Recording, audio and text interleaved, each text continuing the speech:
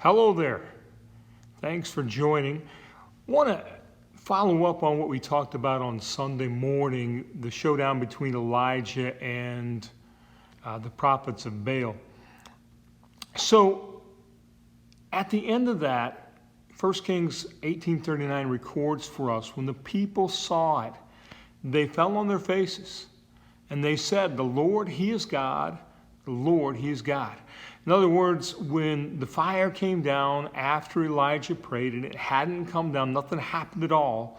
When the prophets of Baal had cried out and danced around, nothing happened. But when Elijah prayed, the fire came down and the people responded, "The Lord, He's God. The Lord, He's God." What a powerful scene. What a powerful scene. Now I want to ask that question. How did Ahab respond? Because remember, we've been talking about the idea that this is a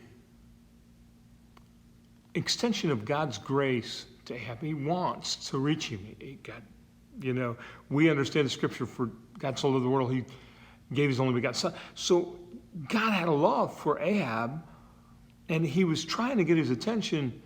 And how did Ahab respond?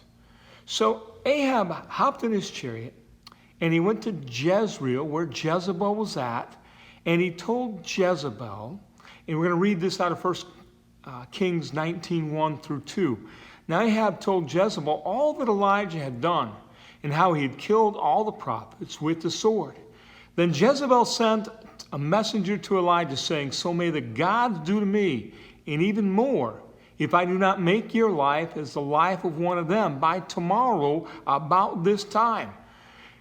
It's 24 hours. I want to take your life, Elijah. That's exactly what Jezebel is saying. It's not the right response, is it? She needs to respond and choose God, just like Ahab needed to do the very same thing. The idea is, you see that God is at work, and that you choose God and you give up on the places where you put your misplaced trust. That's not what happened. We are living in some unique times. There's a lot going on. In the midst of all that's going on, COVID-19, the desire to open up both the church and the community, the tragic story of George Floyd, and the nightly news stories. Here's the deal.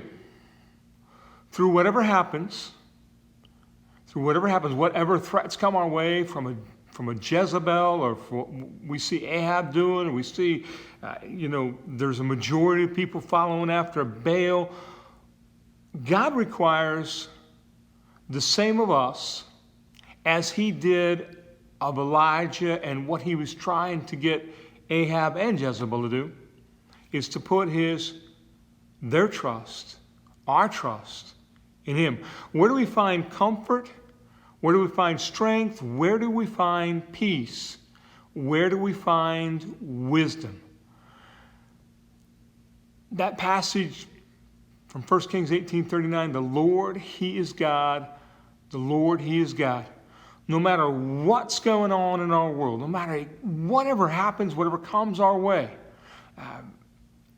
God asks us to trust God, to pray to Him, and to do exactly what Elijah at the beginning says. Let's see what happens. Watch God answer. He is God. We're going to go through some tough times, and we read the book of Revelation. Maybe we're in that. Maybe we're not there yet. Maybe it gets worse. But here's the deal. Whatever happens, whatever comes our way, God asks us to trust in Him. He is God, always has been, always will be. He is the only one that can answer. He's the only one that can provide that wisdom that you and I need to navigate these very trying times. Thank you.